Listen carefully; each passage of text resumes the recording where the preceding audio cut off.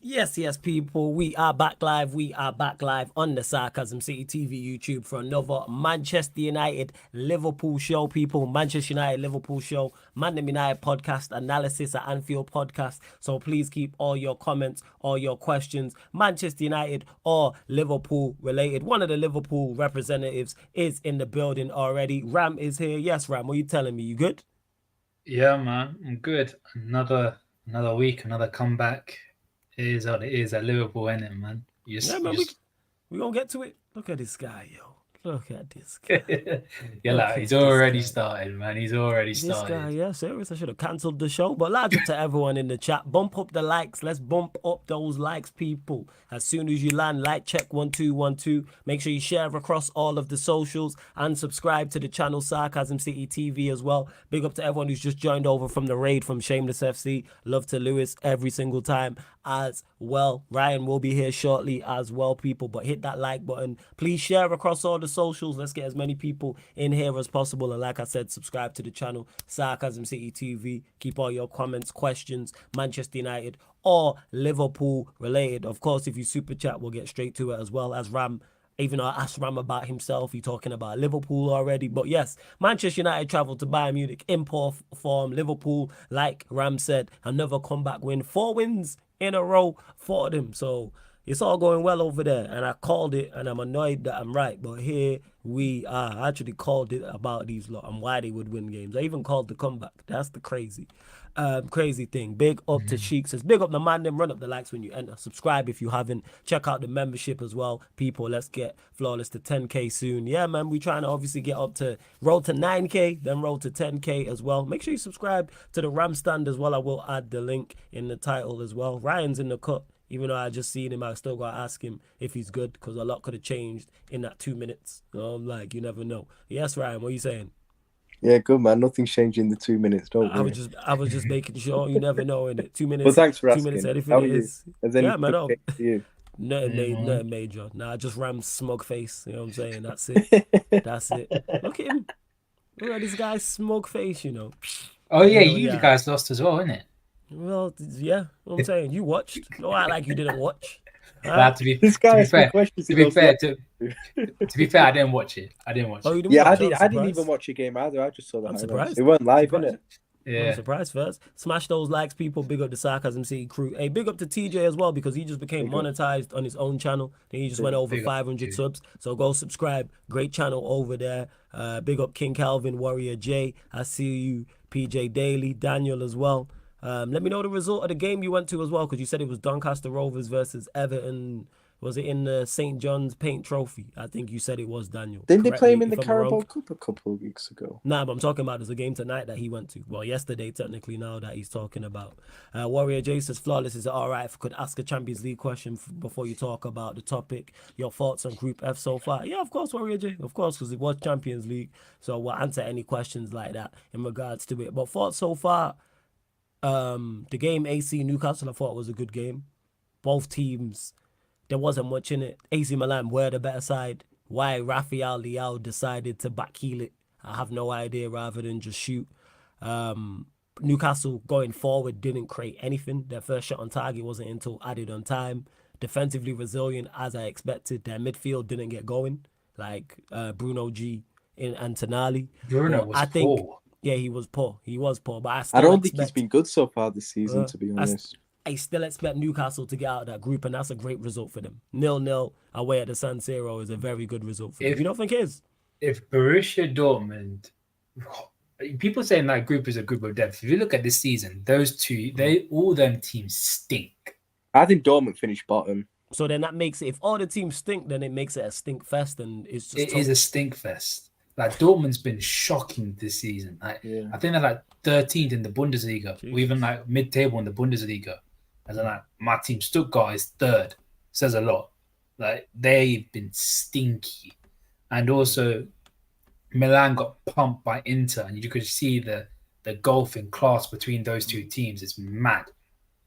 And PSG lost this game week. So yeah, they lost against Nice. But that's why I think it will be. And all the games shown that they were close. Like drawing 0-0, the AC Milan Newcastle game. And I watched PSG versus Dortmund. and not for I don't think it was a penalty. Even though, again, I haven't seen PSG, that very penalty. much like AC Milan, with a better side, they didn't create a whole hell of a lot. And if that penalty is not given, maybe a You're different talking conversation. PSG, you mean? You said AC Milan. Yeah, PSG. Sorry, yeah, you're right. So yeah, PSG, if they don't get that fortunate penalty, I believe it's a very fortunate decision. I think it's very tough on Dortmund. If that is given against Manchester United, I'm livid, because there's no way Mbappe missed kicking a shot. And I think, was it Schlotterbeck or Sule? I can't remember which centre back it was for Dortmund, who is literally pre-pause sliding down, and the ball to block the shot. Yeah, I know, hilarious. And the ball hits his arm. He's not even on the ground. Like, how is that in any way, shape, or form a penalty when he's literally pre-pause again on the way down?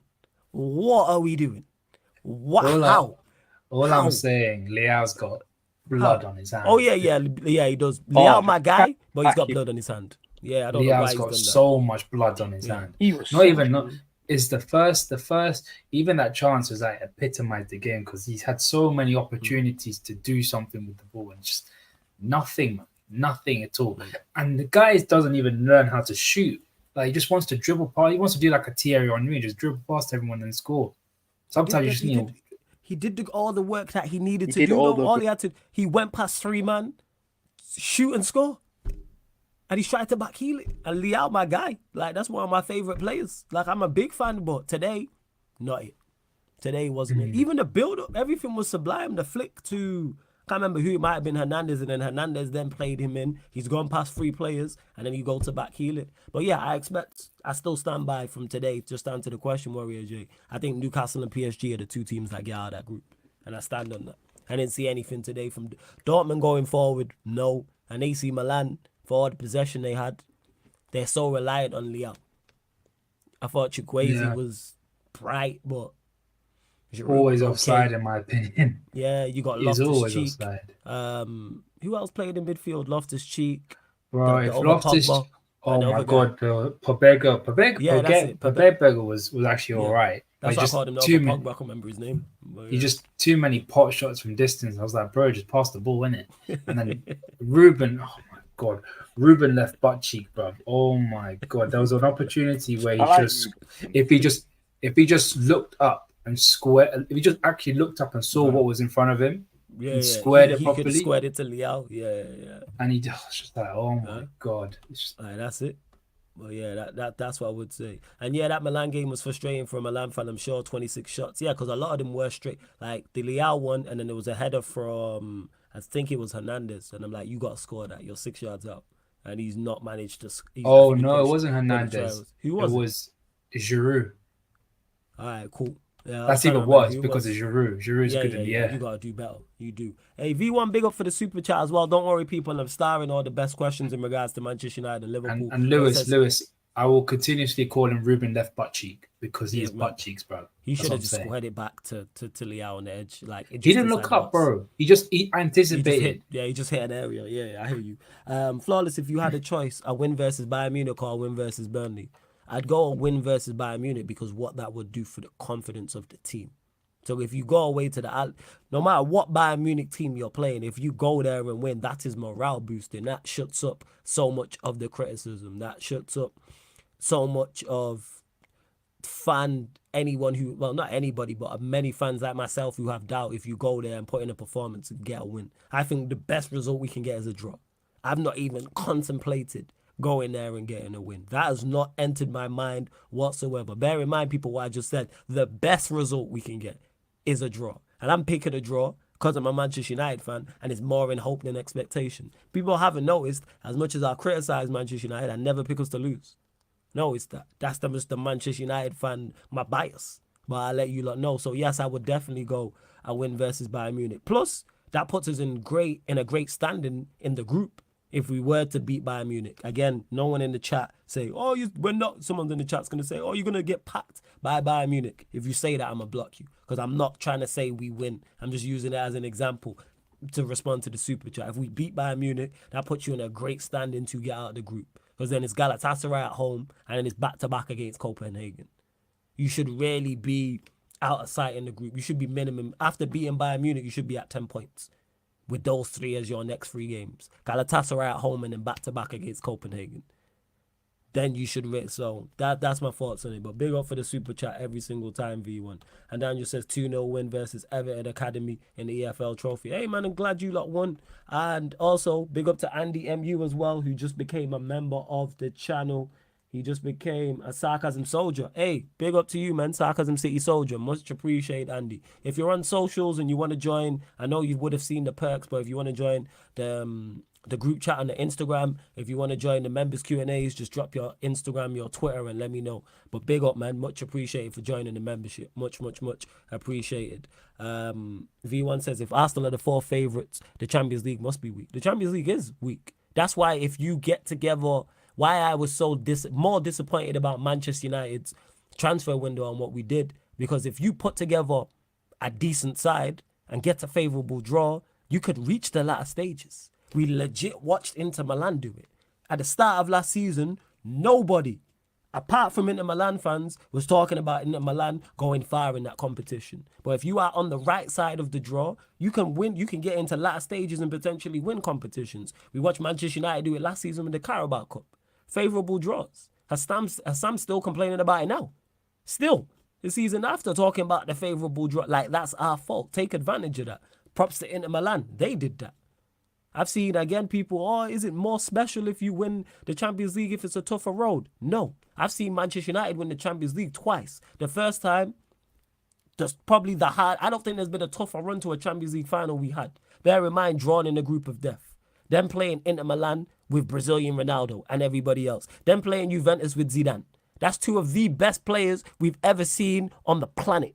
They make people's if you're of a certain age, those 2 make your 11s. That's the best striker and the best central midfielder I've ever seen that we played. And then you add in a top quality Bayern Munich side on top of that. Bear in mind, we got Drew against Bayern Munich and Barcelona in a group of death. Brøndby was the other team. And then I seen us win it in 08, where we played Roma and Lyon. And the group, I can't remember who was in the group, but it wasn't good. I celebrated them both. Yeah, go on, Ram. What was you going to say about runs to the champs? I mean, I'm a firm believer that the team that has the hardest run to the Champions League final ends up winning it. I think if you look at the 2 times we won it. We played Chelsea, Mourinho's Chelsea, Juventus with Ibrahimovic, Cannavaro, AC Milan, and there was another team, Leverkusen. Leverkusen were in the last game against. Yeah, with like Hans-Jürgen Butt and Dimitar Berbatov and players like that. And then if you look at even our 2019 run, we had PSG, Napoli, and then obviously good Napoli team managed by Carlo Ancelotti as well. Yeah, and Red Star Belgrade, and then round of 16 was Bayern, then Porto, then Barca, then obviously Tottenham. And Tottenham's run was a lot easier than ours. Tottenham, they had City, but it's literally City Barcelona in the group, I think. Tottenham. Yeah, but I'm still a believer that if you get the hardest draw and you get to the final, more times than not, you end up winning it. The only time you kind of true. You got a point, because even when we played Real Madrid in the final a couple of years ago, we had a good, straightforward run to the final, remember? And Madrid had that proper hard run. Remember, they had to play, all 3 English sides and PSG in the knockouts, whereas we had, in the knockouts, we had, was it Inter Milan, Benfica, and Villarreal, wasn't it? Yeah, and they had, PSG, Chelsea, City. That's why I say, you talk about the 2 comebacks in 2019, Liverpool's and Tottenham's. The reason why I still believe we won that the way we did, because we had Barcelona, not Ajax. If we had Ajax, it would have been a different story. But because we had Barcelona and it was Messi who literally had the goal. Yes. He had the goal. That season he had the goal, and I was like, I'm gonna win this for Barcelona. Yeah, Messi was on smoke that season. That's why I'm saying that. It kind of doesn't matter in my opinion. I think the easiest, the harder you have it, or the more hard teams you face, the more likely you are of going to actually win the trophy, because all momentum at the end of the day. I think you would win momentum. I'm glad everyone that is tapped in. There's over 90 people in the building. Big up my Don Carefree Lewis G in the chat. This guy hilarious. Man said, what do you say? Ruben Loftus-Cheek over McNuggets. This guy hilarious. But there's over 90 people in here. Let's bump up the likes, people. How are we only at 26 likes? Let's get us up to 60 likes, people. What we doing? Hit that like button. What is going on, man? Hit that like button. And yeah, V1, back to it. The Champions League is weak overall. To me, like I said, once you take out City and you take out Real Madrid, I don't really rate the teams like that.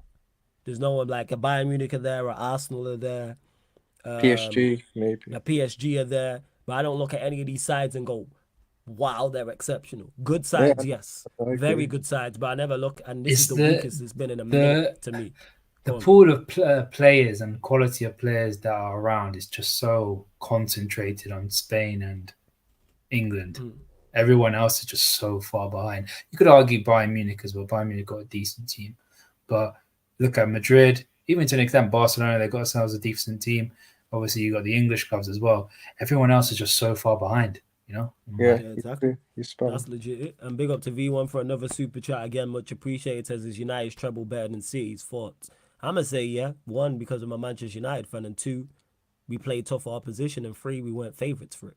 I think Saint said it on the show. They were odds on for a treble. They were favourites for a treble.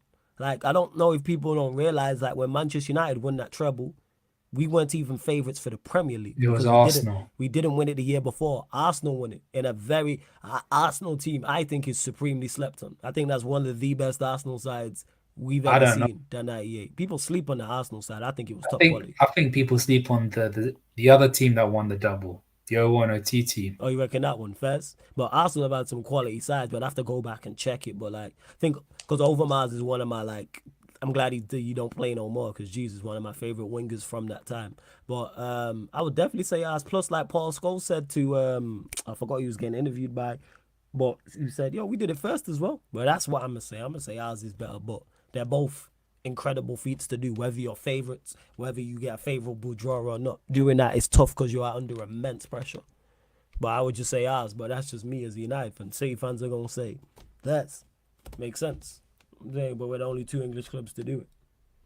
Let's see what else you lot are saying in the chat. Let's get to some Liverpool stuff as well.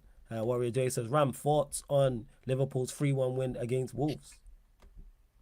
Yeah, I mean, first half was a shit show, in my opinion. I think Klopp made a fatal error playing McAllister because it's like a given rule. You do not play the South American brothers straight after international because 1, their game is a lot closer to the Premier League game, and 2, they have to travel stupid amount of miles to get back to England, and they don't have as much actual warm-up and training before compared to the other players in the team.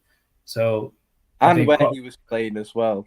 And yeah, it also he was playing in Bolivia in like, was it 20,000? Not even 20,000. Like 11,000 above sea level. Bro, we're talking about, you know, when planes start to descend from the clouds down to that level. We're talking that level of sea level. Plays have collapsed there, bro. Like they've collapsed in that stadium, like because of the oxygen levels at the end of the day. And then Klopp thought it was a good idea to start him against Wolves. Like, what are you doing, fam? Yeah, I was like, bro, what are you doing? Like, as in, like, and I think he should have started Endo. In my opinion, I think Endo was coming off a massive high with what he did with Japan. I actually agree. I think also him being a big part of it, had a really good game against Germany as well. Should have started him, but like he did against Newcastle, he ends up rewriting what he did wrong, changed the tactics. Certain players stepped up, like as in Szoboszlai. The more I speak about him and the more I see him, the more he ends up surprising me. Like, I did not know he had the capabilities of playing as a deep line playmaker. But that's what he played in that game. Mm-hmm. He played as a deep line playmaker, almost as a 6, and tried to dictate play from the halfway line. And he was amazing at it. Passing range was amazing. I always knew he had a great passing range, but I did not know he had the intelligence to do what he did as a 6, in my opinion, keeping the ball ticking and doing stuff like that. I didn't know he had the capabilities of that.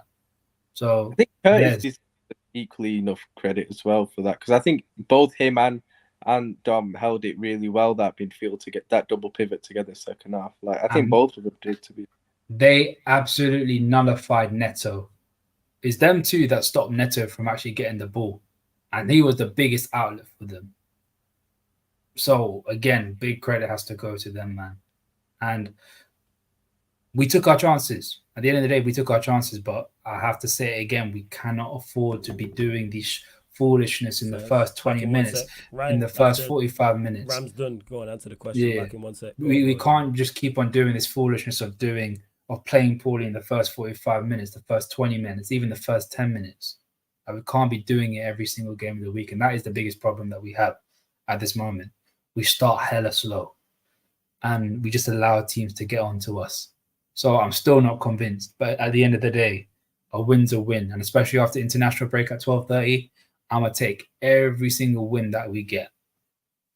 I completely agree with you, bro. And like, 3 points was the most important thing. I'm very happy with that at the end of the day. I'm very happy with the points return we've had after the first 5 games. But like, it's like you said, we can't act like that first half didn't happen. It happened and it was bad, innit? And look, I can forgive you, coming off the back of an international break, most of your players going on that international break, obviously. I can forgive you if you're a bit off it, in the at the beginning of the game, first half of the game, on the first game back. You saw City 1-0 down at half time, for example. Spurs struggled to get their win against home to Sheffield United.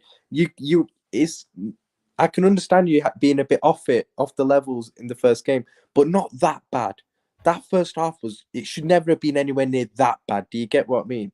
Like, it was really, really bad. Against the Wolves team, which are like, let's be real, bro. They're not a great team or anything, Wolves. Like, we should be beating them quite easily. In that first half, on the ball, off the ball, it was just shocking, bro. It could have been 2 or 3. It should have been 2 or 3. Because it put that chance away, and it's 2-0. I don't think we're coming back to win that game. And that we're having a completely different conversation if that chance goes in right now.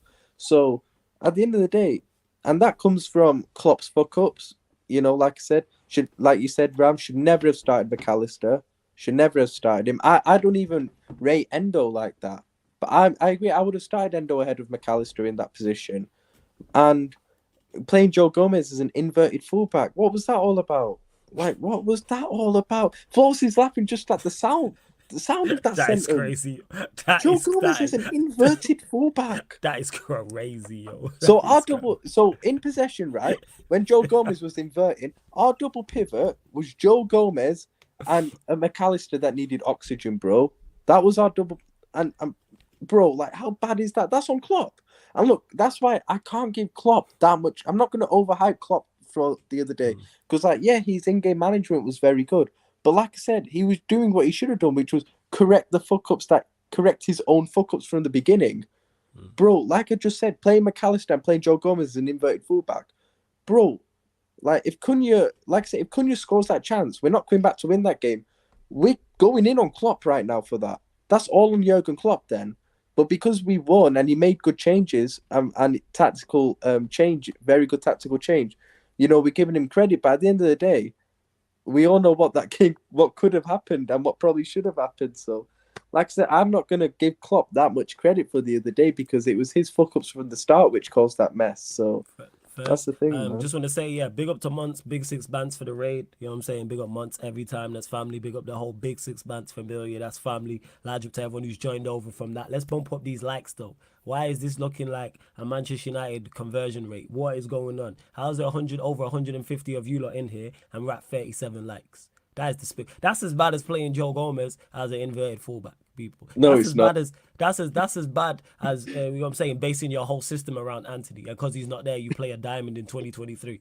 That's how bad this is. You know what? I genuinely love to all of you lot. You know what I'm saying? You all my guys, but that like rate is not it. Over 150 are at 39 likes. Come on, man. That's Get us terrible. up to 80 likes. That's terrible conversion. Yeah, get us up to what we doing, man. Get us up to 80 likes. What is That's happening? like Nicholas Jackson conversion. That's like Nicholas Jackson's shot. That's how disgusting that is. You know what I'm saying? Oh, that Just shot. a shot. Yo. Have you seen the meme they've put with the what's it called? With the net getting bigger. Have you seen that? Oh yeah, There's a meme going around. I sent it to you, Ryan. Oh, Send it's it me, hilarious. please. Oh, It had hilarious. to be like 3 times bigger just to get it into the net. Oh my god, I saw that. I was like, bro. Hold that, crazy. Lewis. Hold Big, that. a big up G in the chat as well, and I am starring the best questions as well. Don't worry, people. I'm starring the best questions. Do not get it mistaken. Of course, if you super chat, I will get to it, but I'm gonna get to all the questions again. And large up to G, who was on here last week, and you're Big gonna up, see G. him on here again as well. I do actually want to get. I need to talk to G because I do want to get him on a show permanently. I need to pattern something with him. But so subscribe to his channel as well. Doing great work. He says, Ram, tell the truth. Do you think we are playing well? Don't give me political answers, please. Just yes or no. Thanks. Wow. You on your case? This Talk about it. guy. Nah. If we talk about a team that wants to go on and challenge City, are we overall in terms of an actual game? Are we actually overall playing well? No. Only when in the middle, most times or not. The only time I actually can say that we played well is against Aston Villa. From But I start to can't. finish, yeah. Exactly. And I'm talking about we dominate a game. We haven't dominated a game. And it's worrying You that wouldn't say we so? keep... The home game you won 3-0 against Villa? Yeah, that's the only Oh, one. yeah, sorry. I mean, other dominated than from start that to Villa game, Okay, obviously. first. But Flawless, how many games have we played? 5? Yeah. Right. And who's the opposition that we played? Bournemouth, who I think we should be dominating. Chelsea, give or take. I mean, Newcastle again, Villa. give or take. But and Wolves, we should be dominating, man. Yeah. Like, what we doing here? If we're so-called expected to go and challenge City, then we should be dominating these sort of games. We shouldn't be having to rely on tactical changes just to re-salvage what we already messed up. So I'm going to keep it 100. Great man. Do you know what? I'll say this, and I'll give a little bit of credit. It's great mentality for us to come back the way we did. We always having a comeback is always great for mentality, but I don't need you guys to prove mentality to me. I already know what you guys are about. I need you guys to prove that you have the capabilities of dominating a game. Like Szoboszlai don't need to prove nothing to me. I already know what he's about. Already know he's a bad man. Mac don't need to prove nothing to me. It's all about, can you prove what you can do on the pitch and dominate other teams? And for so far, they haven't been doing that. And I'm going to criticize them. I'll give so much praise to Klopp and the boys for coming back. As in, ask Ryan. I gave Klopp so much praise for the in-game tactical analysis he's put on, changing it to a 4-2-2-2, the way he actually meant to play a 4-2-2-2. Ragnick. You know what I mean? That's what I'm saying. Taking shot at Ragnick, you know. That's Ragnick. You know what it is? You know what I'd say? I'd say we're having periods in games where we're playing really well, but that's not enough. You look at, for example, the Chelsea game. I thought up until Chelsea scored their equaliser, I thought we were very good that game. Agreed. If it weren't for Salah, being like an inch offside, we go 2-0 up, we probably win that game. Bournemouth, I think, apart from the first 20 minutes of that game, I thought we played very well that game. But again, bad start to that game. Newcastle, towards the end, I thought we played well. Villa was very good from start to finish. And Wolves, very good second half. But again, it's periods in games.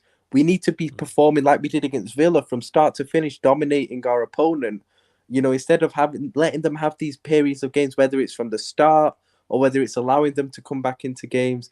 We need to cut that out, and we need to start, playing well throughout the whole 90 minutes, not in, a half of football, man. It's just annoying, bro. Like going 1-0 down again in games, it's just annoying. It should be so much easier for us because we got the quality there to dominate our opponents. This isn't the same team from last season. We got new players in. It's a different team. There seems like a refresh there, and whilst we're getting the results, we still need to go up some games, in my opinion. So yeah. I just got a question for LT for the double in the chat. I know you said something carry about... on. If I start, like, my connection starts moving dodgy, man, will reset my route up. But go on, carry on. Just so you know. Go on, carry on. I'm just gonna say LSE for the double. What would you say was Szoboszlai's percentage off the top of your head? I'm really intrigued to know what you're saying. Percentage in terms of what? Passing completion. Passes completed. Okay. And G's saying, I just need a yes or no, to be honest. I think we're kind of dead. Bro, no, we aren't playing well. On your case. I think you're playing well in spells, but then certain But times it's bad. Certain We're not times you're playing well enough, I'd say. Yeah, for Yeah. long enough periods. Yes, Yeah. I agree with that. Like flawless. the Football's a first and 90 second. minute game. Yeah, exactly. No, I agree. The first and second half, you lot against Wolves is like just two As in, completely like, different. yeah. You can still dominate even when you're defending, if you know what I mean. Yeah. You can still look comfortable defending. Whenever we get attacked, we always look like we're gonna concede. Yes. You know what I mean? So Right.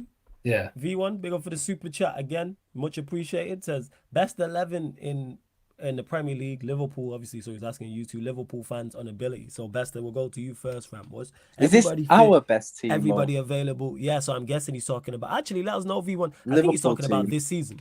Is I it this season or all time? Are you saying this season or all time? Let us know.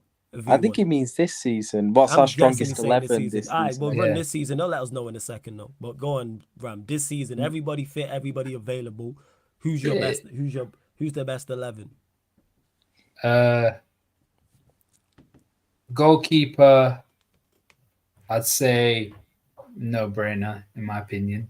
Right back Trent, centre backs Kanate, Van Dijk, left back Robertson. Big up Robertson. His performance in the second half, especially, was really good. That game. Oh no! Switch it. You said all time. You did say all Oh, time. all Switch it. time. Go So all all time time in the Prem era. in the Premier League era. Yeah. So Okay. yeah, go on, Ram. We know Alisson's in goal. You ain't gotta smile and flutter your eyelashes about it. Allison, go on. No one tries No. to put Pepe I'm Reina just in. reading LSE for the Devils comment. Yeah, we'll get to it. I'll start. Don't worry, I'll start it, but we'll get to that in a second. But yeah, go on. Answer this from all time. So goalkeeper again is going to be Alisson for me. Yeah. Big up Pepe Reina, but Alisson in terms of overall keepers better in my opinion. Right back Trent. I don't think there's a massive pool of players to pick. Obviously, big up Marcus Babbel, who was a really, really good right back and also plays as centre back at times. But again, Trent, his technical ability and everything is just another level for me. Are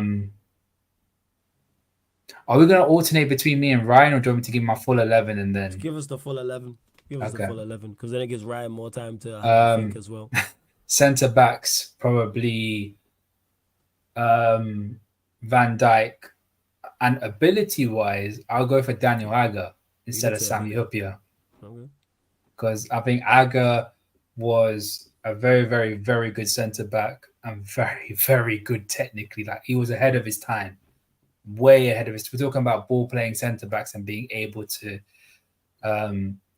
be comfortable on the ball and also being really good defensively. He was ahead of his time, in my opinion. Left back, Robbo got again in there, in my opinion.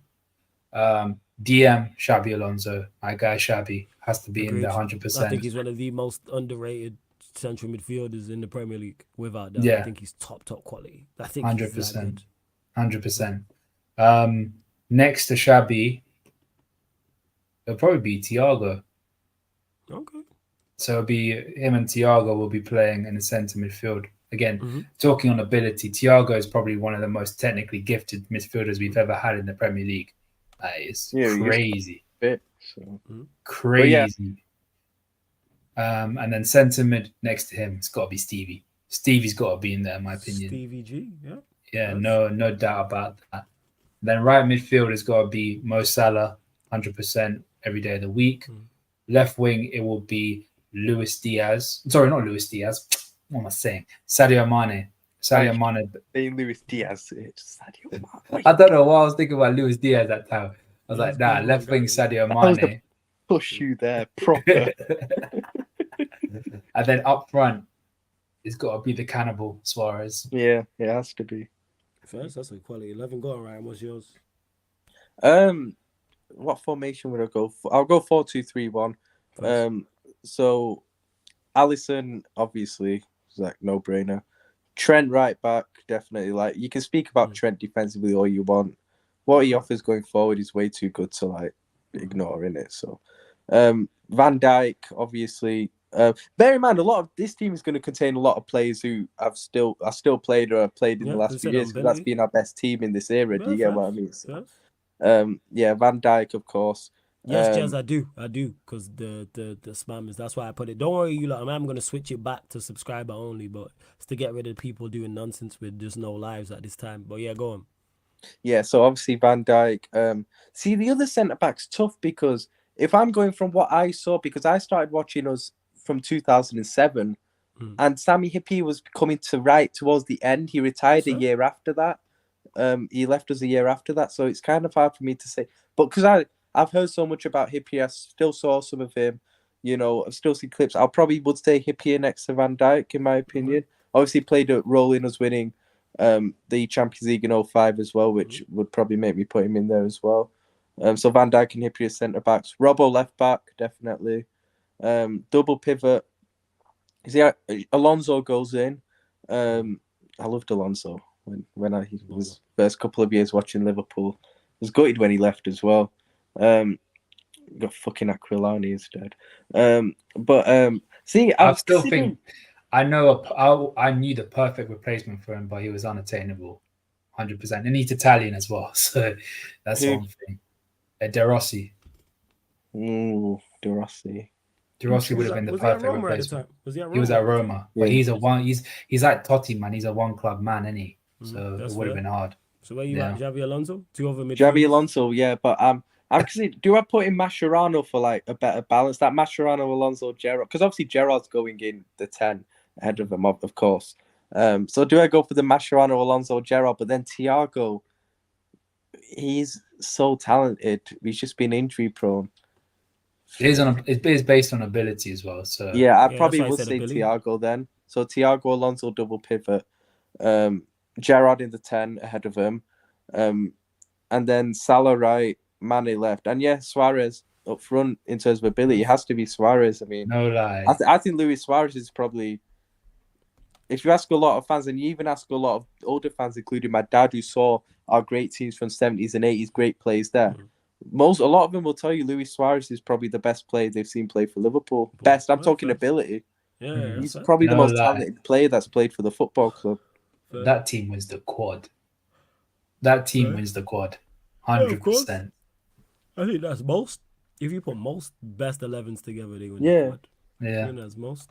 Big up to TJ who said, question for Ram and Ryan. Are Liverpool going to be in a title race this season? He said, I have to hear this question all the time, just passing it on. Bear in mind, for those that don't know, TJ's an Arsenal fan. So that's why he's saying that. Ryan, we'll go to you. Are Liverpool going to be in a title race?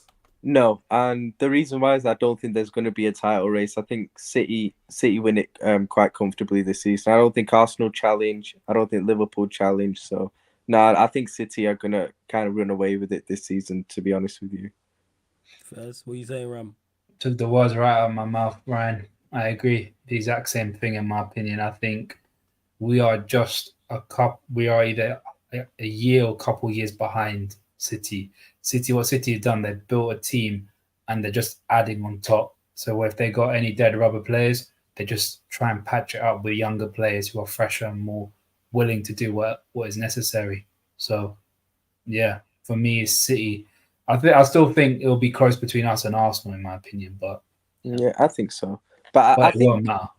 I was thinking about it the other day, and I was thinking the only possible scenario, and I'm saying possible, I don't think it happens, where I could potentially maybe see us challenge them in some way is if we somehow get to January, and are maybe within kind of a close distance to City, maybe like within maybe 5-6 points of them by January. And we maybe go and make a couple of signings, like we go and get a DM, we go and get a good centre back, and we kind of fill those two positions, which are probably the biggest question marks for us at the moment. Then possibly maybe we could go on a run, like how we did in the season. We almost won the quad. You know, we were kind of behind them by January. We were quite a few points behind City, but then we went and signed Diaz, and that was kind of made us go on. Do you get what I mean? We went on a great run after we signed him. Do you remember, Ram? And that was a big one, signing Diaz, because that was a real boost for the team and boost for the squad. And we went on a really good run and obviously almost won everything. So no lie, I want that to be Andrea. I want Andrea Trindage. I think we are going to sign him in January. You know, like I'm like 70% convinced. He's the Brazilian guy that we were linked with in the summer. from Fluminense. Okay. I seen someone mention him in the chat still. And he's like, I rate him. I think he could be a very, very decent player for us. You know thing what I is, mean? it's quite impressive that he's already getting into the Brazil national team. That's one thing I find very impressive because he's still quite young and he's not exactly playing for like I know he's playing Brazil, but he's not playing for like a top European side who you'd assume those players would be getting into a national team like that. And he's playing for Fluminense at a young age and he's already getting into the Brazil national team. That's very impressive in my opinion. So and I actually do think we're going to get him in January. Like from what I've heard and stuff, I genuinely do think He's the doing club are going well to go with them. back in for him in He's January. doing well with them, as in they're literally in the semi-final of the Copa Libertadores. Yeah. The thing is, I think the club didn't sign him in the summer for a few reasons, and that are actually understandable as well. I think they didn't sign him because out of respect for Fluminense, because he had a thing is Fluminense didn't want to negotiate a deal because they want to keep it for that Copa Libertadores, but there was a release clause there, so obviously that wouldn't be up to Fluminense. But I think out of respect, Liverpool will like, now we'll leave you with him and maybe get him in January. But also the fee will be halved in January. We could probably get him for like 17 mil in January as well. So I think that's. I wouldn't say 17 million. I'd say around about 25 million pounds. No, because I think his release clause in the summer would have been about 40 million euros. And I reckon you could get him for like 20 million quid in January. Like I genuinely think that. Maybe. Fast. V1 again, big up for this super chat, man. Much appreciated all the super chats, including this one, my guy. Flawless United on ability. Jesus. Even as Ram and Ryan were talking, this is tough ability wise. I think it's easy. Goalkeepers, not. Goalkeepers. Who's the goalkeeper? Who? Schmeichel. I can't say verbatim. Schmeichel's definitely more talented than Van der Sar. I can. I don't really rate Van der Sar that highly. Yeah, he played for us for 3 seasons. I don't remember a mistake he made.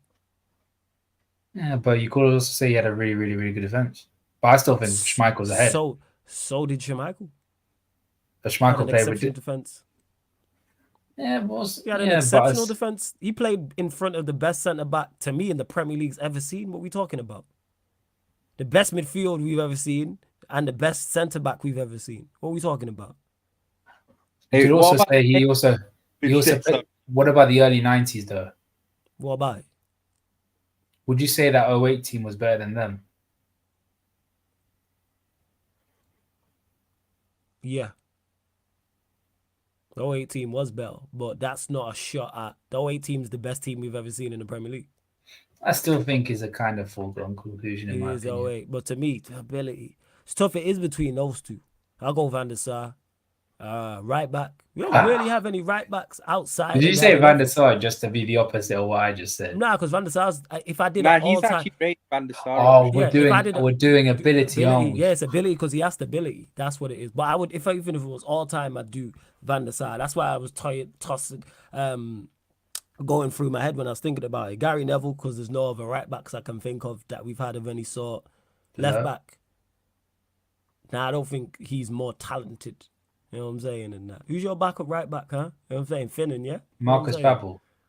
But he's more of a centre back. Centre back, yeah. I know he's more of a centre back. Left back, Dennis Irwin. Without doubt. He was a modern day fullback back Not then. Patrice. Patrice Evra didn't take set pieces. Dennis Irwin did.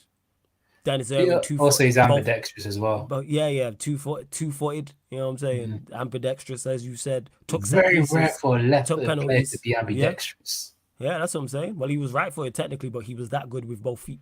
You know I thought he was left. Nah, he was initially a right back. Because that's why, if you watch the clip on the overlap, when it's Gary Neville, Roy Keane, Stuart Pearce, Dennis Irwin, they spoke about it and how Sir Alex tried to sign Stuart Pearce. And he was like, and then Gary Neville said if we would have signed Stuart Pearce, he wouldn't have gotten the team. Because Stuart Pearce would have played left back, Dennis Irwin would have played right back. And then obviously Roy Keane then said, yeah, we would have been much better. But I have to go Dennis Irwin, but Patrice Evra ridiculous. Yapstam, already said, like I said, best centre back I think ever in the Premier League. Rio Ferdinand goes without saying in terms of ability. Midfield's tough. Scholes definitely there because he's one of the best central midfielders ever. And then in terms of ability, it's between me, because I didn't see Byron Robson enough to say that.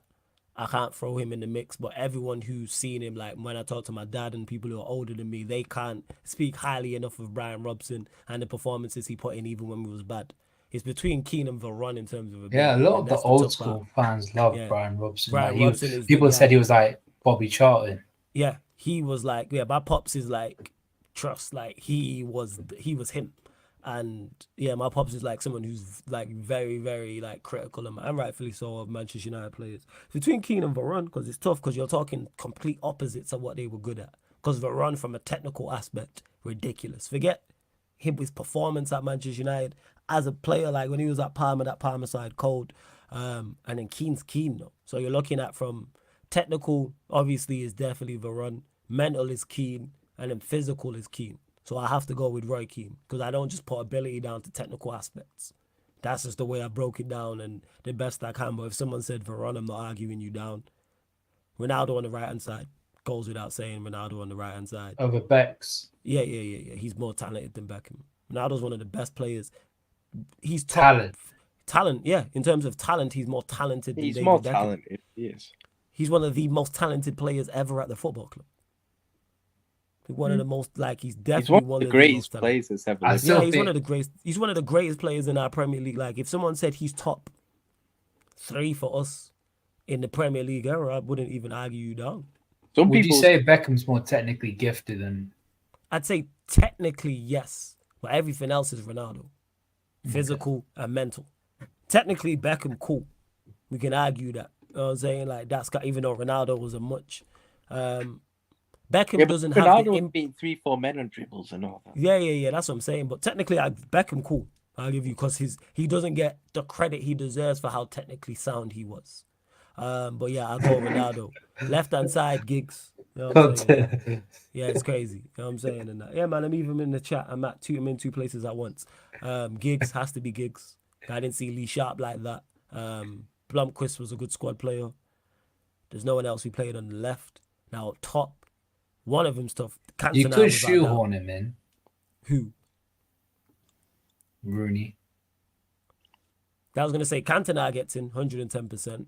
And then the other person I was going to go with in terms of just sheer ability, Robin Van Persie. I think just no Rooney. No Rooney. No. Van Persie's a good shout. As Van Persie, from I bear in mind the question, ability.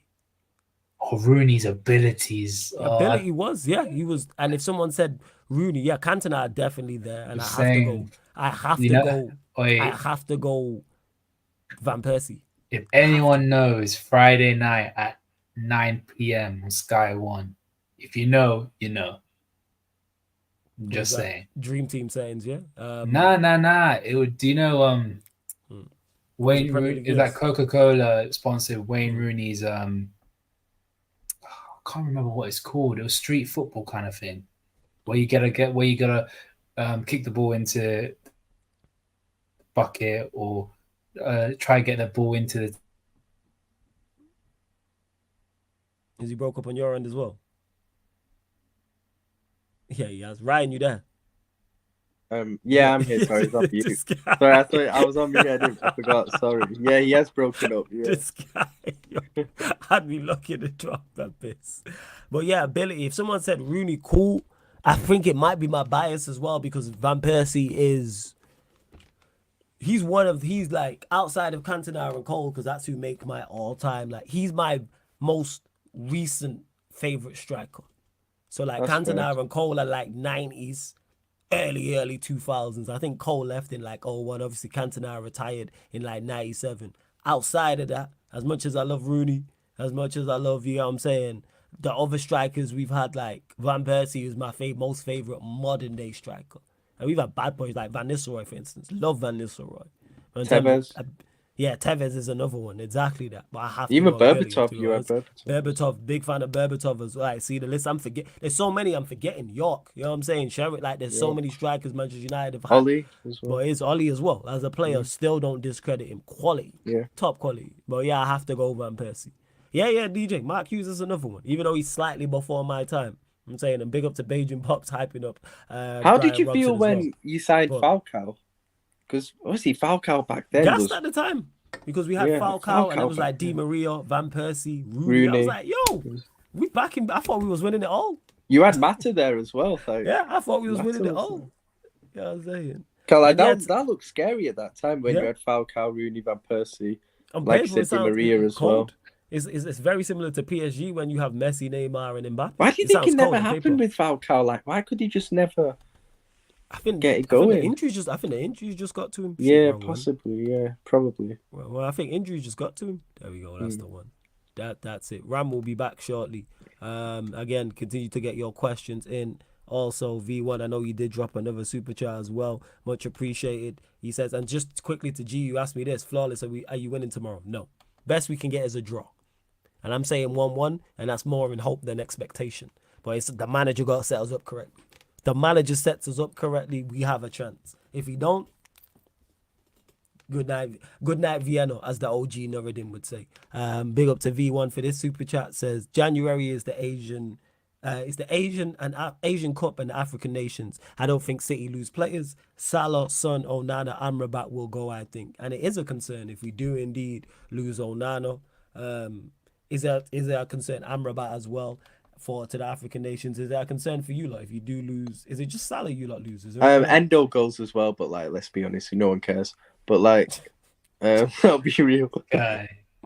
Obviously, people cares. Obviously, Salah going, but to be fair, the team and the manager have already had experience of Salah going to AFCON a couple of years ago and actually getting to the final and still doing very well. Like, our team actually got through that at the end of the day. And I'd say we probably have stronger attacking options to get through that now than we did back then, to be honest with you. So, for a few, you don't want it for, a prolonged period of time, like a few months. But I think a few games, a few league games, I think I think we should get through it, to be honest, without Salah. It might be tough, but I think we should get through it, to be honest, because we've already gone through it and been okay. It's kind of like I'm more confident about us getting through it, to be honest. And like I said, Endo, like, who cares really? But like, still. What are you saying? You worried about losing any players to the Asian Cup? 'Cause I don't think you lose any players to the African nations. I don't think. Yeah, we lose Salah. Yeah. Apart from Salah. Yeah, apart from Salah. Yeah, other than that, I don't think we have anyone else. I know for a fact Matip doesn't play for Cameroon. Yeah, he played 3 years ago from Cameroon. Yeah, other than that, no one else. So I'm not too worried about it. It's just that right hand side who's going to play there. And it looks like Szoboszlai might be having to play there a couple of times. Hopefully it'll just be around about 2 games max because of that winter period. But if we get a good team in the FA Cup, say like a team from either non-league team or League 2, League 1 team, we could play the kids basically. We could play Ben Doak there if we need to. But yeah, it is going to be tough, but we'll have to wait and see, man, in my opinion. First, and just to Jordan, who said Onana's retired from Cameroon, reports have come out recently stating that he may be going back. Yeah. So we know he's retired. There is, and just quickly to Beijing Pops. Love to see my Beijings in the building as well. Says, did you say Jesper Blomqvist is that over Canchelski? To my knowledge, Canchelski's played on the right. He may have played on the left occasionally, but he was predominantly a right winger. Because he was like before Beckham. He did. Because it was him and Lee Sharp. It was Lee Sharp on the left and Canchelski's on. But Canchelski's baller. Don't get mistaken. Absolute baller. Yeah, without doubt, man. Definitely, you know what I'm saying? Definitely a fan favorite of the football club as well. Let's see what else you lot are saying. Andy said this earlier. Andy MU, big up. Says, actually, before we get to that, still over 150 of you lot in the building. Only at 60 likes. What we doing, people? Like check 1212. Like check 1212. Yo, bump up the likes, people. Let's get up to 90 likes. Hit that like button if you are indeed new, because you're here watching the show. And whether you're watching this back after, make sure you hit the like button. If you're listening on one of the audio platforms, make sure you follow on and 5-star on whatever audio platform you're on. SoundCloud, Spotify, or iTunes. Let's get us up to 90 likes, only at 62. And subscribe to the channel as well. There will be the 8K subscriber party Friday at midnight, people. That's already on the schedule. But let's hit the subscribers. We're at 8,109. Let's get to 8,120 people. Let's get 11 more subscribers. There's over 150 of you lot in here. And I know there's at least 11 people who have not subscribed. Hit the subscribe button, hit the notification bell, and get us to 8,120 because it is rolled to 9,000 subscribers, people. But Andy MU says, does Klopp start and McAllister show how little he thinks of Endo ability, or he thinks he's not ready? We'll go to you, Ryan, on this. I wouldn't say like that. I think Endo was always brought in with the idea of being a squad player, not a regular starter. So I think he was brought in as the James Milner replacement in terms of, being kind of versatile. Obviously, he can play centre back as well. He plays centre back a lot for Stuttgart. So yeah, and the kind of guy who you kind of bring on for maybe the last 20 minutes to see out a game and stuff like that. So I don't think he was ever brought in with the intention of being a regular starter. So I don't think it's like he thinks little of him like that, because I don't think that was ever the intention. But starting McAllister, I think, as the DM recently, shows kind of what Klopp's idea of his midfield is going to be. So I think Klopp's ideal midfield long-term throughout this season is going to be McAllister, Szoboszlai and Gravenberch in this kind of total football kind of thing. So, I have my concerns about that. I'm not going to act like I do, but that is, I think, Klopp's plan. That I don't think it necessarily involves playing a natural DM like an Endo. So yeah, I don't think so. I think Endo was always brought in with the idea of being a squad player, and I think playing McAllister there shows kind of Klopp's idea and plan. Obviously, Gravenberch isn't ready yet. He only just came recently, so that's why Curtis Jones has played there. But in terms of profiles, it is very likely to be McAllister, Gravenberch, and Szoboszlai with Trent inverting as well. People have to remember that as well. So yeah, I think that's what it is, to be honest. I think we all know Endo probably isn't good. Endo isn't good enough to be a regular starter for us. So yeah, that's what it is. Faz, what you saying? What you saying, Ram? I think it's rather not how highly he rates Endo, is how highly he rates McAllister in his own opinion. It could be the case of he might see McAllister as better than he actually expected, and better quality of player who could be more of an asset in different positions. Whether I agree with it is a different story, but I like Ryan said, Endo, I still believe the plan was to get a DM, and then Endo will come in as that extra signing on top just to cover, because he can play in multiple positions, in my opinion, the way he is. So the way he plays and the quality of player that he is, and the qualities that he possesses, that's how he is. So yeah, that's pretty much it. I don't think it's a slight on Endo, in my opinion. I think it's just how highly he rates McAllister. That's how I see it. You see, it's very hard to really, because I do hear you on that, but also throughout the summer, it was so reckless in terms of the players we were going for that you didn't really know what Klopp's plan was, or whether it was changing consistently. Because first of all, you're in for Lavia. Lavia's more of a natural DM, and I think he's more of a sitting DM as well. So I think he would have been something like Lavia, Szoboszlai, McAllister, but then you go for a Caicedo then, who I don't think is. I think he's a slightly different profile to Lavia. But yeah, he is more defensive minded, Caicedo, but I don't think he's like a sitting lone six. Do you get what I mean? I think if you bring Caicedo in, you probably play a 4-2-3-1 with a double pivot of him and McAllister. Do you get what I mean? Like it was at Brighton. And, you don't get Caicedo or Lavia, so then you end up going for Gravenberch, who's completely not a DM at all. So it's a weird one. And then you're obviously open to Liverpool were keeping tabs all summer of Tchouaméni to see what the situation would be there, because obviously of his game time last year and the fact we almost got him the year before, but obviously he chose Real Madrid. So Liverpool inquired about Tchouaméni over the summer. I know for a fact they did it more than once as well. But obviously he's getting his game time at Madrid now. So obviously why would he want to leave? So you don't know what the plan was, to be honest with you. That's the thing. It seemed to be changing every 5 minutes. Do you get what I mean? So yeah, it has been a bit reckless, to be honest. Right, first. See what you lot else are saying in the chat as well. Don't worry, like I said, starring the best questions, and if you do indeed super chat, I will get to it. Don't worry about that. V1 says best 11 in the Premier League combined. 11 United and Pool. Oh, this is gonna be straight bias. Like, that's what this is. This is straight bias. Like it is. We'll try. Big up for the super chat V1. We'll try and be as unbiased as per. Yeah. All right. Cool. You yeah. Allison. We'll go Allison. Right back. Trent. Cool with that. Yeah. Just so Stam sent one of the centre backs. Yeah. Rio the other. You go Rio Ferdinand? You really gonna try to argue me down? Not Rio, nah? Is that what we doing? Yeah. Is this what we doing? See how these man are? I gave them the first two. What are we basing it on? I think we just have to go straight ability. Straight ability. Then I'll say ability, then Van Dijk. And then peak. You man saying Van Dijk over Rio. If we go straight ability, I'd put in Van Dijk still. No, we're saying over, forget ability. Overall as a player. Like, so in regards to them, you know what I'm saying, as a player. You have then a I choice would go for Rio. Then I would say Rio. You have a choice between these two players. You can get Rio, you can get Van Dijk. I'm saying Rio. If you want to go Van Dijk, we can half it and just throw them both in the mix. You see, Van Dijk at his best was so fucking good. So was Rio, you know what I'm saying?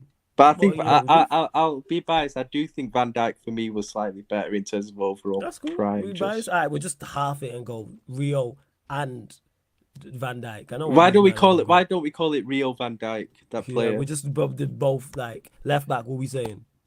Evra. I'd go because I never saw Irwin in it. Yeah, so I saw Evra, like, as much as I love Robertson, Evra is better than Robertson. Yeah. Let's just be real. All right, this is where it gets tough. Fucking midfield. Are we going 4-2-3-1/4-3-3 or something like that? Yeah. I say 4-2-3-1.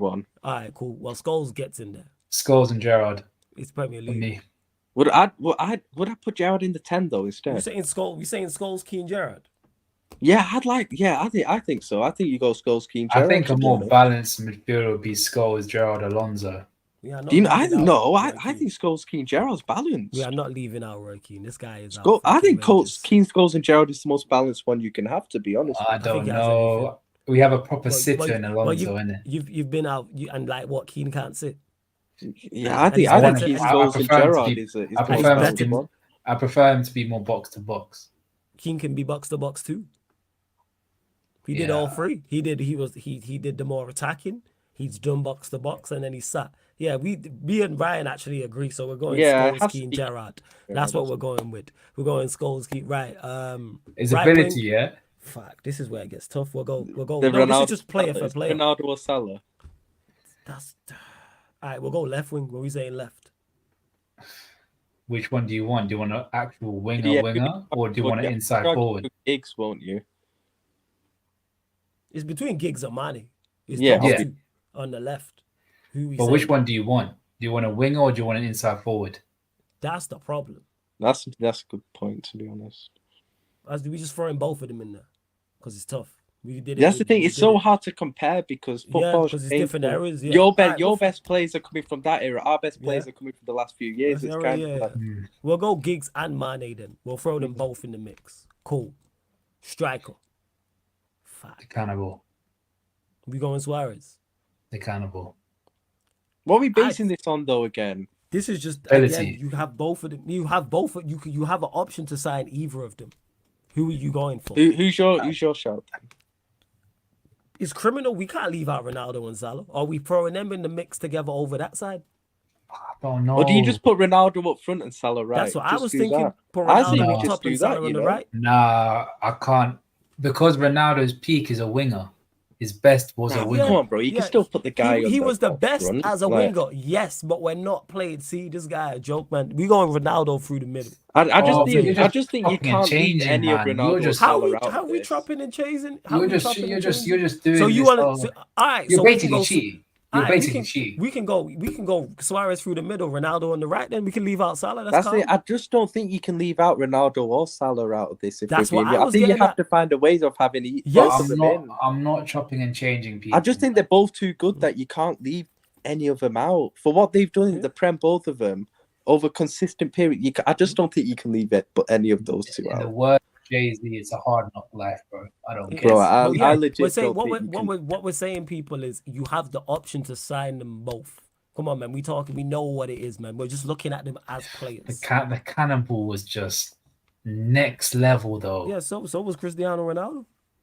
And Right. bear in mind, you know what I'm saying? He bodied your lot, you know what I'm saying? When you lot was on that with Alonso and Gerrard and Torres and whoever else was in that team, Mascherano, The etc. cannonball body teams as well. No, I'm talking about the winning, you know what I'm saying? They went head to head, you know what I'm saying? Not with Suarez, but the point. He didn't help you lot win nothing. What did you win?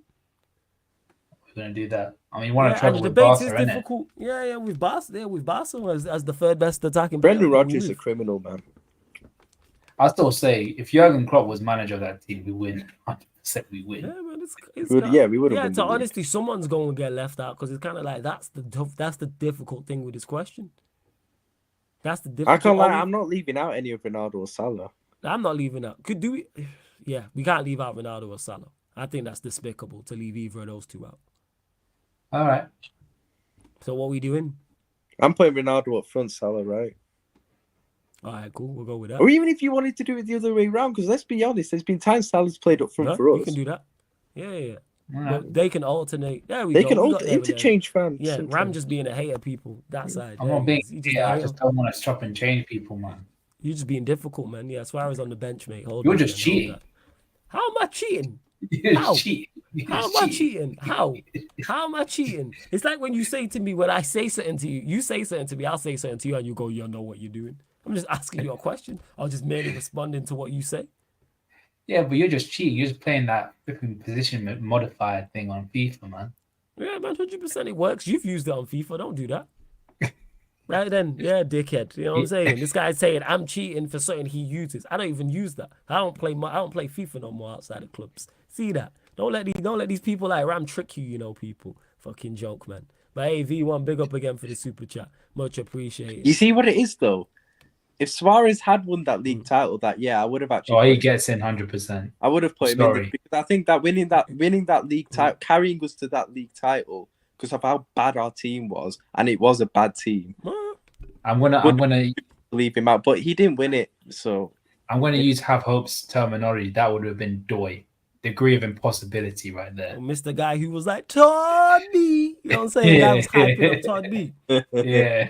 We see you have hope. The same guy who told me on the terrace, and shout out to Terry and everyone over at the terrace. Oh, I'm saying Casemiro and this and that, and then like, what was it? Casemiro. Oh, I did. United I finishing thought in I the top. was- You I know, that was was the- it. Manchester United finishing in the top 3 is not an achievement. Oh, I expected him to, and then a video came out that same day of him predicting us 6. But we move. I was the only person. Oh, it was one of have hope's people as well. that came back. Yeah. That's the hilarious. Like, stop lying. Like these things are not recorded. You know what I'm saying? Why just give the team credit? You didn't have us in the top 4 at the start. oh of the my season. days. Do you know Have Hope was on that Football Terry's Top 6 show that Terry does yesterday? Yeah. Oh my days, when he was talking about Chelsea, it was the funniest thing. Man called it Bowley's thing like an anti-money laundering scheme or something, bro. I was in tears. Shout I out was Have crying, Hope, though. bro. And Shout big out. up to Daniel for this super chat as well. Much appreciated, my guy. Says, enjoying the show, guys. Having a funny back and forth argument with some Leeds fan in the chat. Haha. All in good faith, but we all hate Leeds. See, that's what I knew, Daniel. I mess with you. You know why? Because you are right. We all hate Leeds. And I'm forgetting, Doncaster's Yorkshire. So we got the same ups. So you know what? I fucks with Doncaster more so now. You know what I'm saying? And I'm gonna say enemy of my enemy is my friend. Shout out Doncaster, man. Doncaster Rovers, you lot are real ones. You know what I'm saying? Best Rovers in the country. Who cares about Blackburn? You know what so. I'm saying? Wait, if What we talking both about? hate City, so are we friends? No. Because we hate each other too. You know what I'm saying? The hatred is more. Like what we talking about. Yeah, like what you talking about. You are number 1 up. And again, for people who may not know because they're not from Manchester or Liverpool, the rivalry is much more than football. It's a city, like when I say it's a city rivalry, like it's Manchester. Yeah. Like they don't like Manx, we don't like Scousers. Before I was even like on rivalries in football like that, that was just a well-known fact. Heard some of the Scouse accent, all these Scousers. That's just what it is. And the two you can drive there in half an hour, 40 minutes. Like that's how close they Yeah, are the in M62, proximity. innit? Like it's legit. It's a 45, 50-minute train ride. You can get there. Like, so just to clarify, people. So yeah, man, Daniel, I knew that. You know what I'm saying? You was my guy and I liked you. Man said we all hate Leeds, and then remember Doncaster. Yeah. So you lot, I didn't know who else Leeds is rival. Yeah, fuck Leeds. You know what I'm saying? I got a question because Go just this popped up. If in history you were able to prevent someone from being incredibly injury prone for your club, who would it be?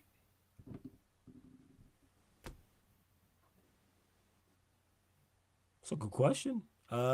We've had a couple. Probably Louis Saha.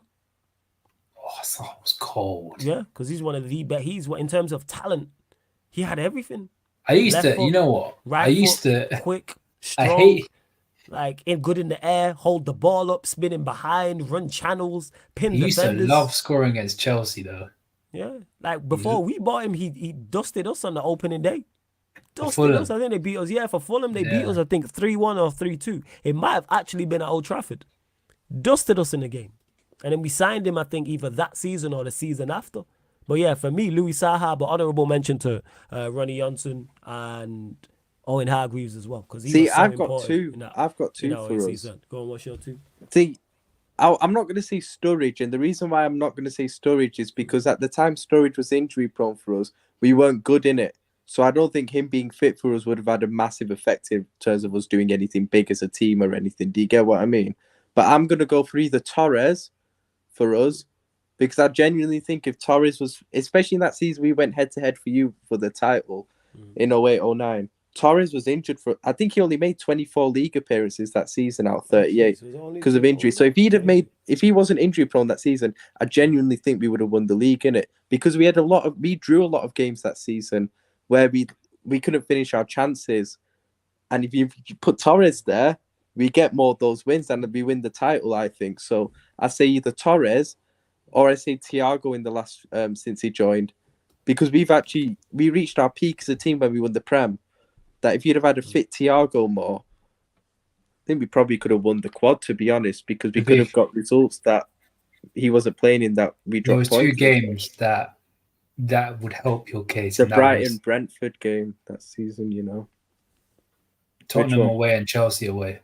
Oh, yeah. Yeah, Tottenham away was a big one, actually, because where we drew 2-2. And Chelsea away, we were winning 2-0, and we needed him just to calm the game down. Yeah.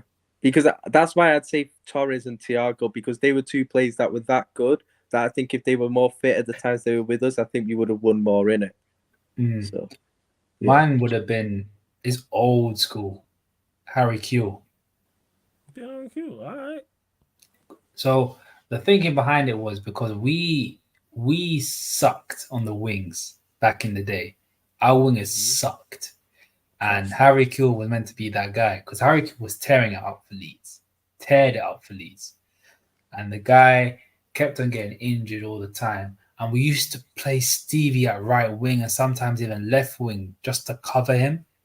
It was so crap. And we used to spend money on trying to get wingers, and they just didn't end up working out. And apparently, I didn't know this, but apparently Rafa Benitez was keen on getting David Villa. He was. When he was at Valladolid. There was always links back then and I was always dreaming of bring Villa in so we can have the Villa Torres. We can have the Spain partnership at our own club. I always wanted that, man. And Villa, I think at the time we just couldn't afford him because, one, we had to put money into other parts of the team, and we just couldn't be able to put up any money for David Villa. I think he came out and said that Rafa Benitez wanted me to come, but then nothing really came. Did we get Robbie Keane instead? No, this is age. This is when he was at this was before Valencia. Oh, so it would have okay. been 2005. So he was early times. So, and I think it was Guillaume Balaguer was like, if Liverpool got Villa, I don't think the Premier League would have known what to do with him, because he was something completely different from what the Premier League actually saw. So yeah. No, that's fair. That's fair. But again, Daniel, big up for this super. Also, if Van Dijk had never got that injury, I think we'd have 3 Premier League titles. Genuinely. And flawless, yeah. We would have won that season. We would have won the league the season he got injured. 100%. We would have had so many more league titles. Like every league title we lost in them 90s and them early 2000s was due to injuries, man. Every single time someone was missing. Every single time. But hey, we move. It is what it is. Large up to everyone that is tapped in though. We're at 71 likes. Let's continue to bump up the likes. Daniel, again, big up for that super chat. V1, big up for all the super chats. And so Jason, who asked me this, Flawless, how do I feel about Carlos Tevez? We didn't sign him, and he went to the noisy neighbors. I don't have an issue with that. I'm not. You one didn't of them. sign him? Yeah, we didn't sign him because we had him on loan. He was at our club and we had him on loan. I thought you signed him. No, because in the last game he played for us, the Old Trafford faithful was singing Fergie, Fergie, sign him up. Like, that's where it is, sign him. Like, that was the chant. And I don't know if it's because if it was a money thing. I don't know if it's because him and Rooney was too similar. But for whatever reason, we didn't make an actual official bid for him. I still don't know why. I don't think Sir Alex has even said what it is. Yeah, go on. Didn't Fergie have problems with his agent? It might be that. I don't even think he said. To my knowledge, I don't remember Sir Alex actually speaking on why we didn't sign him. And then he went to the noisy neighbours. Here's the thing with football. I fully understand that as much as I love the club, not all 99.9% of the players at the club see it as a job. They don't love the club. They don't love Manchester United the way I love Manchester United. Liverpool players, the vast majority of them, 99.9%, don't love Liverpool the way Ram and Ryan do. We gonna be here regardless. When all these players leave, all the players in 20 years are no longer at Manchester United, I will still be here supporting. Same with Ram, same with Ryan, both supporting Liverpool. Same with Daniel with Doncaster Rovers, etc. That's why I said 99.9%. You get the occasional one who loves the club like a fan. Most don't. Most see it as a job. You know what I'm saying? It will be a bit higher because for some reason, Liverpool and Manchester United always produce incredible talent in them cities. Bro, we don't bring as much through. We don't. But that's another thing. That's another myth. As long as you're playing. Scott McTominay came through our youth ranks. He tried to leave this summer. But he ain't a United fan, is he? Yeah, he came through the youth system. I thought he's like a Celtic or Rangers fan. Nah, he's not even Scottish like that. He's from Preston. He's born in Preston. Yeah. Where you been? You know what I'm saying? He's not even Scottish like that, bro. The point that I'm making is going. That's why even Welbeck scoring. Shout out to Welbs, because if someone's gonna score against it, let it be someone who's former. I understand it's a job, and he's someone who's United fan came through the ranks. But guess what? I don't think he wanted to leave. But the point that I'm making is I don't have an issue with players leaving and going to pursue their career elsewhere. Go do your thing. I understand what this game is. I don't look for loyalty. Look at Harry Kane. Yeah, I don't look for loyalty. I'm saying, are you performing at the club? One, do you want to be here? Two, are you performing? They're the only two things I care about. If the two answers to those questions are yes, cool. If there's a question of no to, if there's an answer to no to either of those questions, I'm concerned. Do you want to be here? Are you performing? It's really that black and white for me. You don't have to love the club. You don't have to sleep in the club pajamas. You know what I'm saying? You don't have to kiss the badge. You ain't got to know the history. Word to Roy Keane. Do your job. That's all I care about. That's it. Couldn't care less about all this extra stuff. You know what I'm saying? Like, we've not had non-Manchester. Like, if I remember correctly, I think Ollie's a Liverpool fan. If I remember correctly. He's a Liverpool fan, yeah. And he scored one of the most iconic goals ever. You think that change? I dislike him because no, he's still one of the best strikers I've ever seen. Joe Van Dijk is a United fan. Yeah, what are we talking about? Madison's a United fan and he's at Spurs. What are we doing here?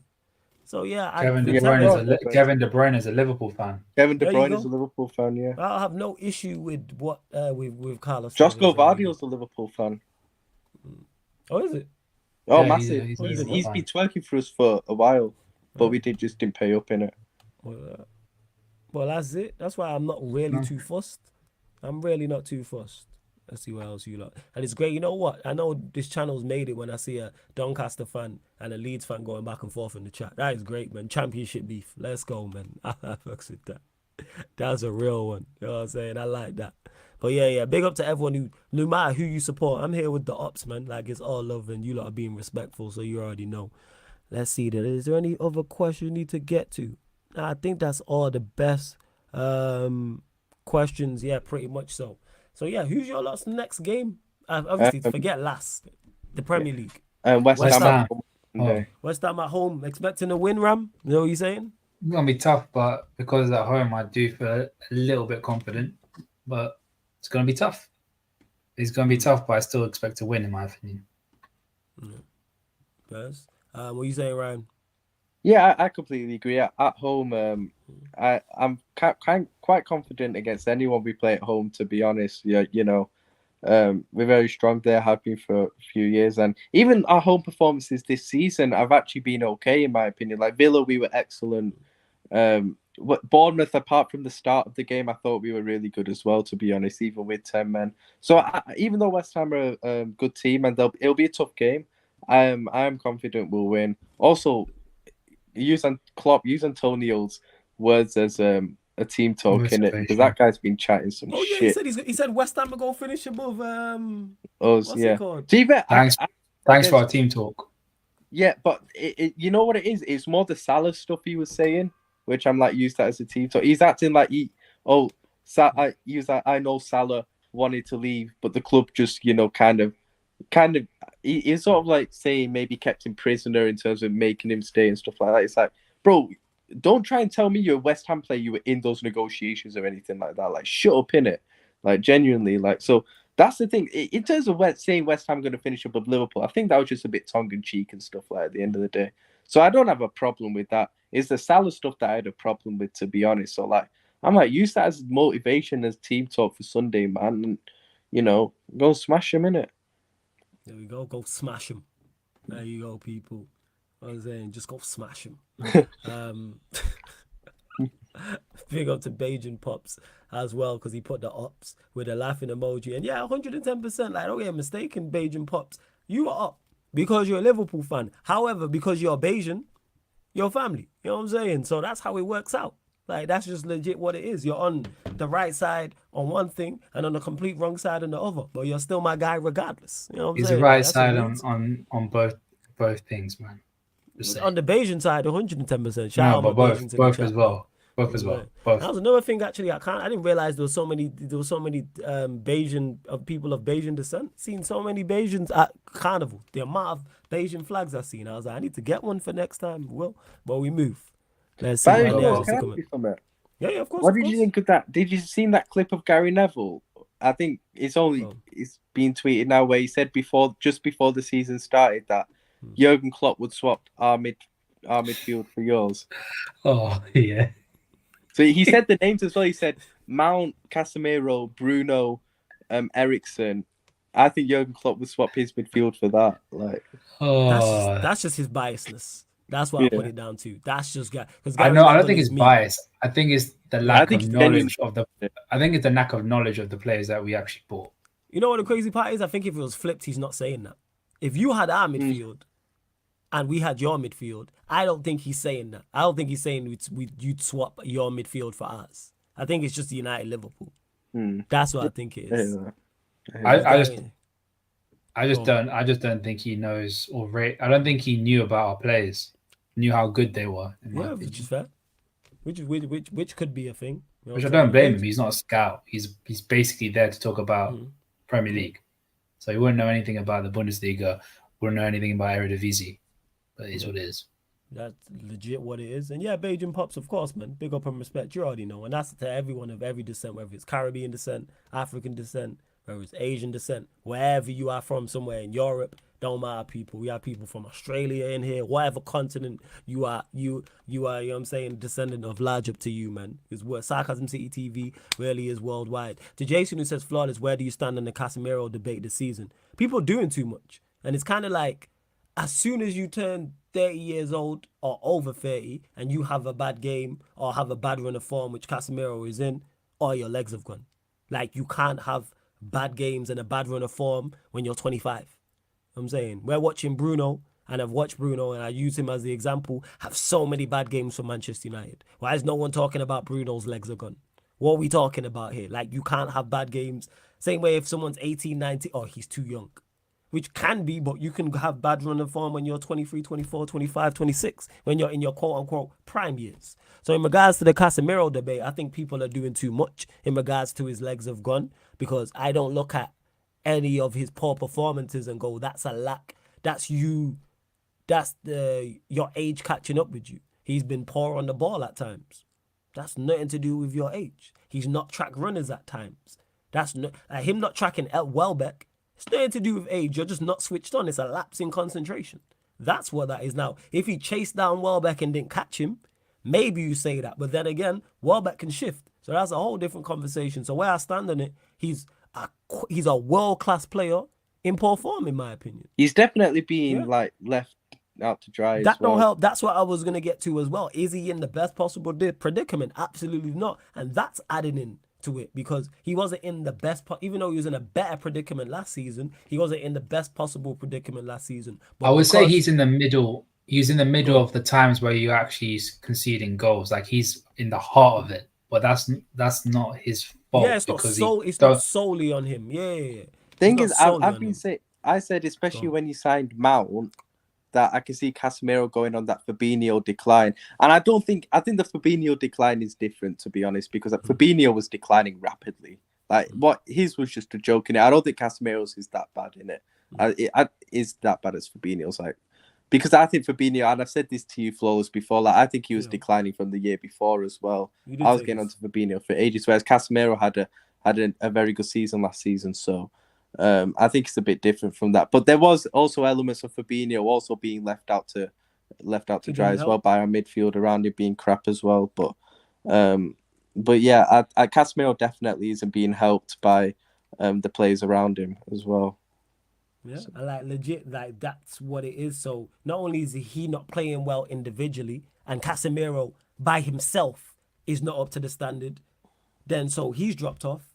And then you've got little to no help. Martinez, who was such a help for you defensively last season, has also dropped off. On top of that, we're then playing a different system. So you're not next to Eriksen, even though he doesn't have the mobility, is at least a body in there to assist you in terms of just screening. Yeah. And then Varane's also missing. And then everybody's playing worse. And everybody's confidence is lower. So yeah, with Casemiro, I fully expect him to turn it around because and I stand by this, world-class midfielder. Still believe that. But even world-class players go through poor form.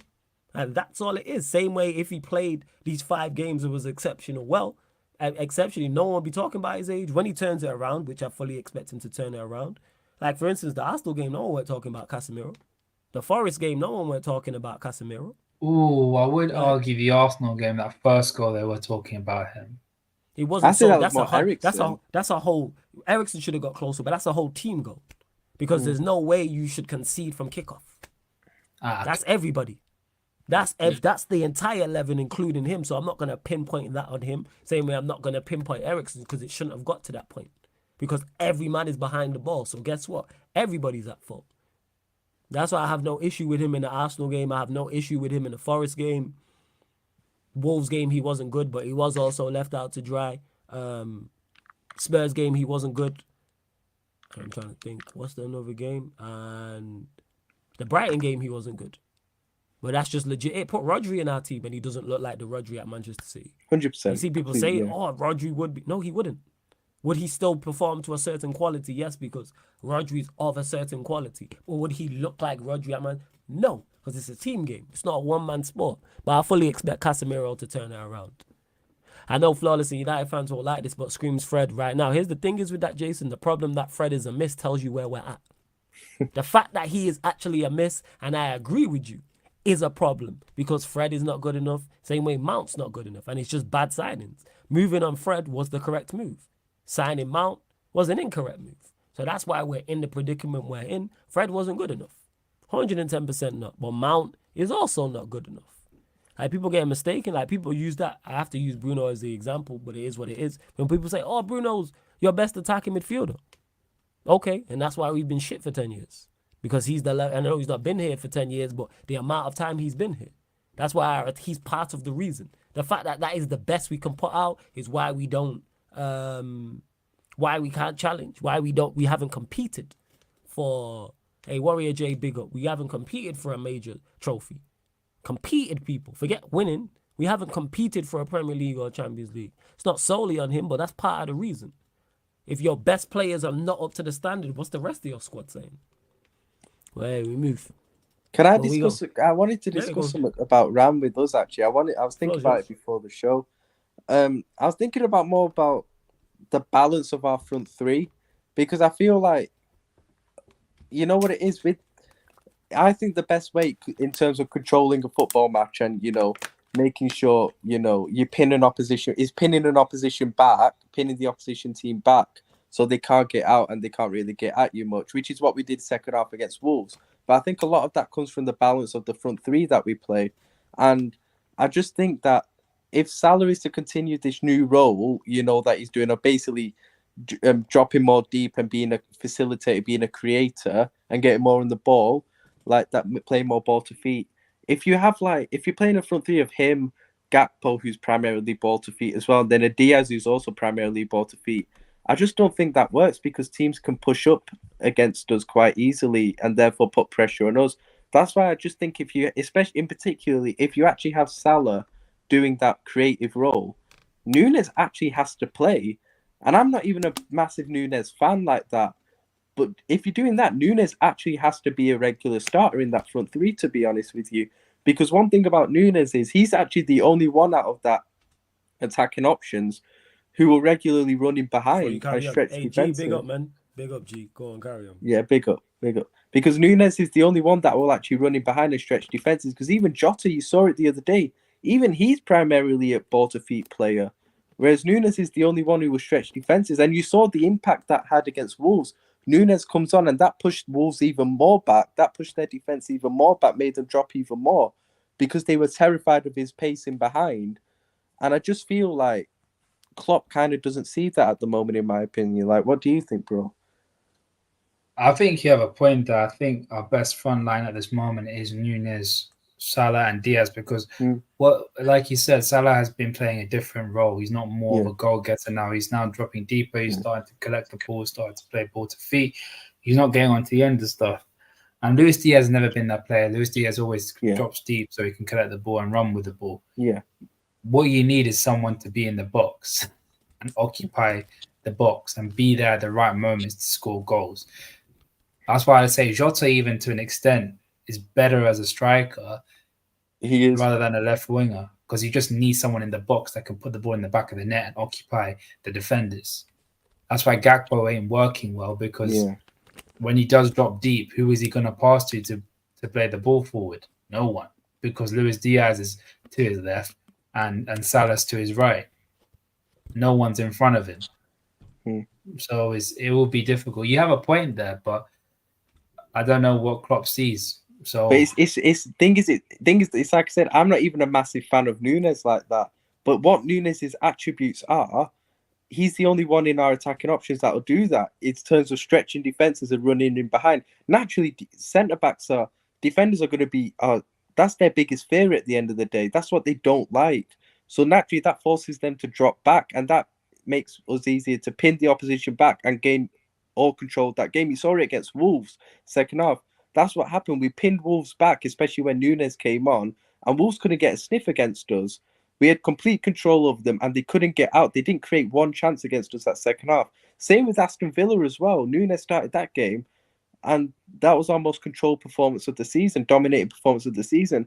That's why I think Nunes' attributes, whilst he's not a great player, actually forces opposition to drop deep and allow us to have control over them and to dominate the game. So that's why I actually think Nunes has to play, especially if Salah continues playing this kind of creative role, which he's doing brilliantly at, by the way. He's doing fantastic at it. But if he continues doing that, you have to start Nunes. It's that simple.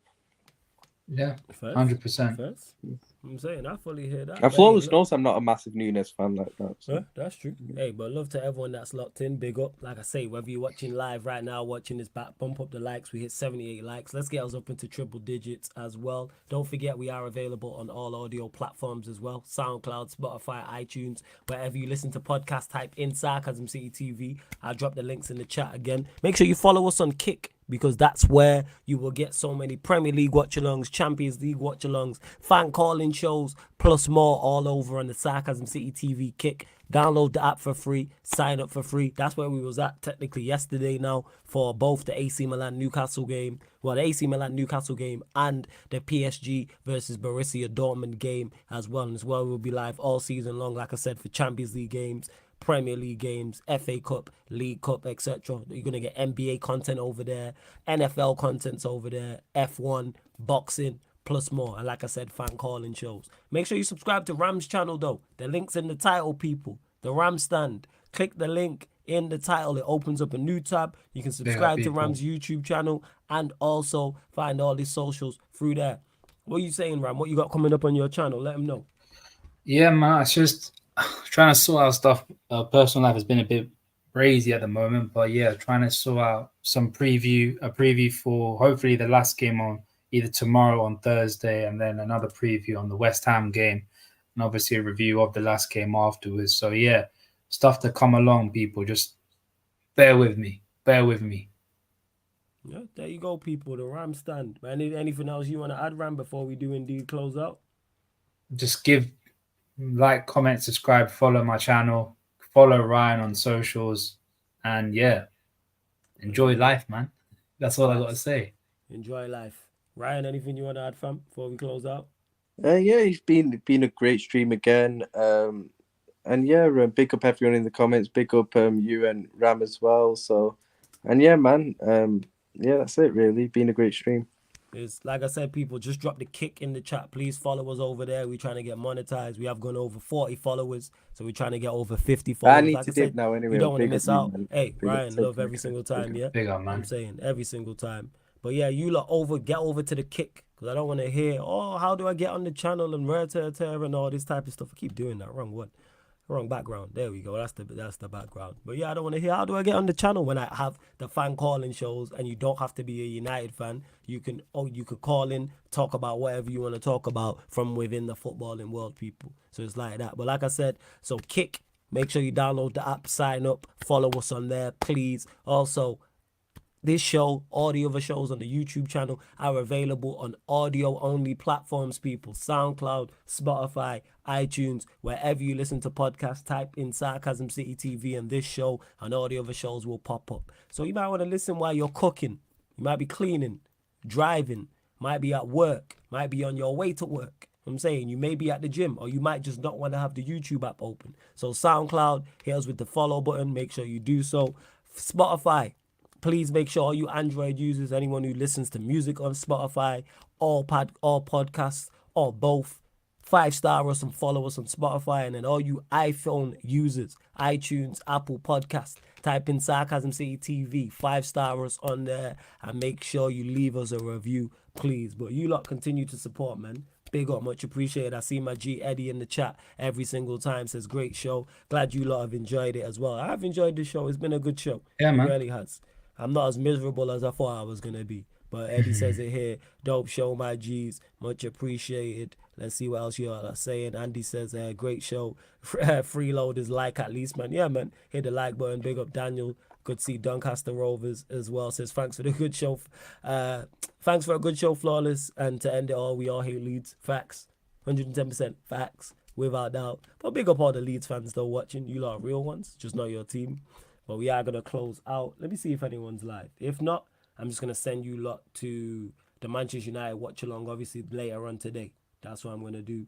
So that'll be later on today, Manchester United versus Bayern Munich, people. Manchester United versus Bayern Munich. Well, Bayern Munich versus Manchester United, I should say. That watch along will start 7:30 p.m. 30 minutes before kickoff, right here on the YouTube channel. I'll be here. Eddie will probably be in the building. Murtaza will probably be in the building. And then following that, Q&A, Sarcasm City Sports Q&A, where we answer all your footballing questions, all your sporting questions. That is indeed at midnight. But love to everyone who's locked in, man. Love you lot. Continue to support. Good to see all the regulars, all the green usernames, all the members. Big up V1, Daniel for the super chats as well. Appreciated. And this has been the Manchester United Liverpool show, Mandem United podcast, Analysis at Anfield podcast, live on the Sarcasm City TV YouTube. Big up.